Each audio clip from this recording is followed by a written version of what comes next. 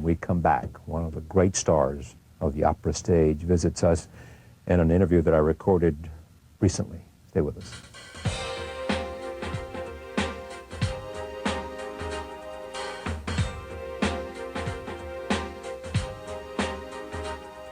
At 29, Italian mezzo-soprano Cecilia Bartoli is one of opera's hottest young sensations. Daughter of a tenor and a soprano, she made her debut performance at age 9 when she sang the Shepherd's Song in Tosca at the Rome Opera.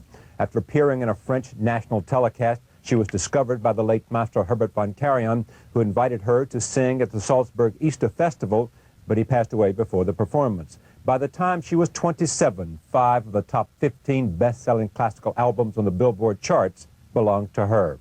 Her unconventional rise to the top of the opera world was secured not on the stage, but in recital halls and in recording studios.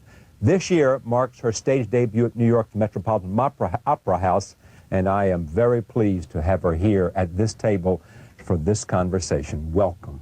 Thank you.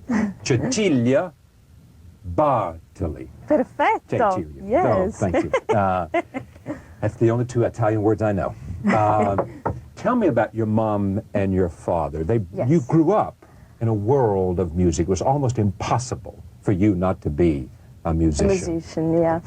Well, yes. In fact, I started to take a lesson with my mother quite older. I mean, I was 16 years old. But I born in a musician family, and my father is a tenor, my mother, she's a soprano. So then I hear music for all the time, all my life. Who were your early favorites? Favorites for opera? Singer or you mean composers? Oh, it's very hard to say. It's 18th century, 17th century, yes, most. Because you later became to be so identified with Mozart and Rossini. Yes. Probably Rossini more than any single... Rossini and Mozart, I have to say, yes, because my first appearance on stage was I was 19 years old with the Barber of Seville. I did the Rosina in the Barber of Seville, and also just after the Barber was a Cherubino in the Nozze di Figaro, and Zerlina in Don Giovanni. So, both Mozart and Rossini. Yeah. There was a time that you wanted to be a dancer? Yes, just before. A flamenco dancer. A flamenco dancer? Yes. And then you decided that you had some passion for singing. Yes, the passion was still there, but the voice was not there. So I just discovered my voice. I mean, it's mezzo-soprano voice when I was 16 years old. Yeah, I tried to learn with my mother to develop. Yeah. How important? Your mother's name is Silvana? Yes, Silvana Bazzoni. Yes. How important was she to developing your voice? Oh, very, very important. Very. She was my teacher. She's the only teacher you've ever had. Yes, yes. And the very important things was the technique, to have a solid technique. This is the basement. I mean, and then when you have a technique, and you're thinking about expression, about nuance, but the technique is very important. You have to forget the technique when you have the technique.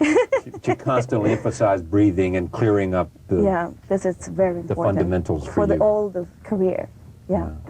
Would you characterize your voice? How would you characterize it? My voice is a mezzo-soprano coloratura voice, mezzo-soprano, light mezzo-soprano. Yeah. But a small voice, a large voice, its distinguishing characteristics are? Yes, it's a voice, what can I say, I think it's a perfect voice for the 18th century. But, I mean, size, but not for Verdi, for example, not for Verdi, not for the Verismo opera, How about Carmen? Well, Carmen is another story. I feel Carmen in the original way. I mean, Carmen in opera comique, in the theater, when Carmen born, I mean, opera comique, with a small orchestra, with the recitativi, talking recitativi, not singing. So this can be possible, but not not in the arena. I want to talk about important stages in your life. They were televising this tribute to Maria Callas. Yes. They called you at the last moment? At the last moment, yeah. Herbert von Karajan and Daniel Barenboim? They saw me on TV. They saw me, it was Maria Callas commemoration and the Palais Garnier in Paris, and it was the TV, the France channel, and then Mr. Karajan saw me on the TV, and Barenboim also. So, and they called me to make an audition. Did they say, "Come see us and sing for us"? No, well, yes, with Karajan, yes, and Salzburg and the Große Festspielhaus in Salzburg. I did an audition for him. I was very scared. It was, yes, frightening. He was a frightening kind of person, wasn't he? Yes, but very. I mean, during the audition was terrible because I was alone on the stage and he was in the auditorium, and it was not light in the auditorium, just the microphone and the voice of Karajan. So I was very scared. But then after the audition, he asked me to go to the studio to talk with him a little bit about the repertoire. So he was very nice with me. Yeah. You had got a lot of attention quickly, and you decided at some point to do, rather than lots of operatic roles, to spend a considerable amount of time in recitals. Why? Because I love recital, I love songs. I feel, for me, it's very important to be on stage, to sing in the opera production, but also to have a recital side. I mean, it's a different word, it's a much more intimate. And the recital, the music, I mean, for example, Haydn or Schubert or Beethoven, Mozart, the text, and there is a lot of poesia in the recital, I feel. A lot of what?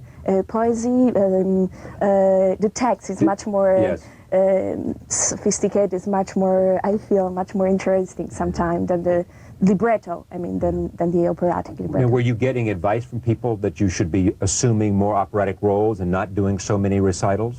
Did anyone advise you otherwise? No. I mean, I just try to keep the balance and to make both, yeah. But were you building a recital career even before you had achieved huge fame as an operatic singer? Yes or no? Oh. Or did it parallel? It's a parallel, yeah. Parallel. When you came to the Met, some were surprised by the role you chose. A small role. Yes? Well, I feel in the opera of the Mozart opera, Così fan tutte, my impression is that there is not a big role and a small role. There is only 6 personaggi, and the Spina is a very important role. I mean, without the Spina, it's not possible to make the opera. And this is the character you were... Yes, this is the character I did on the Met.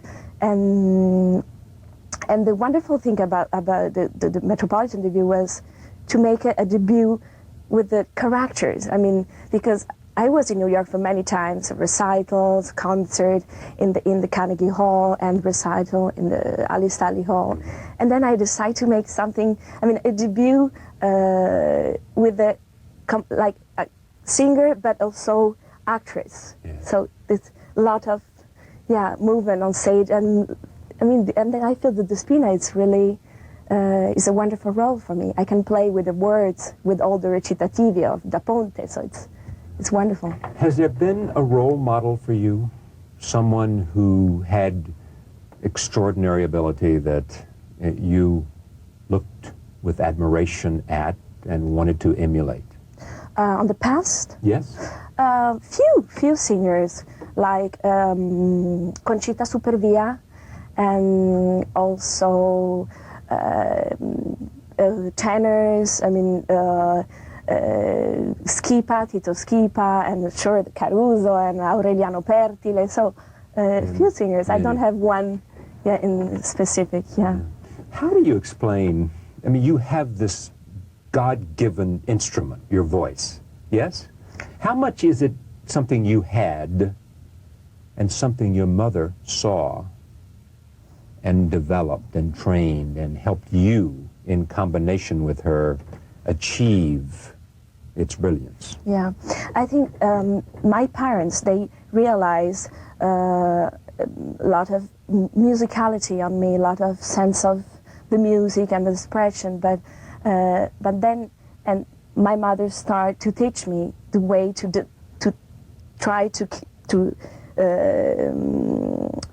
find a voice. I mean, to the sound, and this was very interesting. This is a secret. I mean, she tried, and I tried. So we tried together. We did this, and I think you found it. we found it, yeah. Yes, I think so. It's there. It's there, yeah.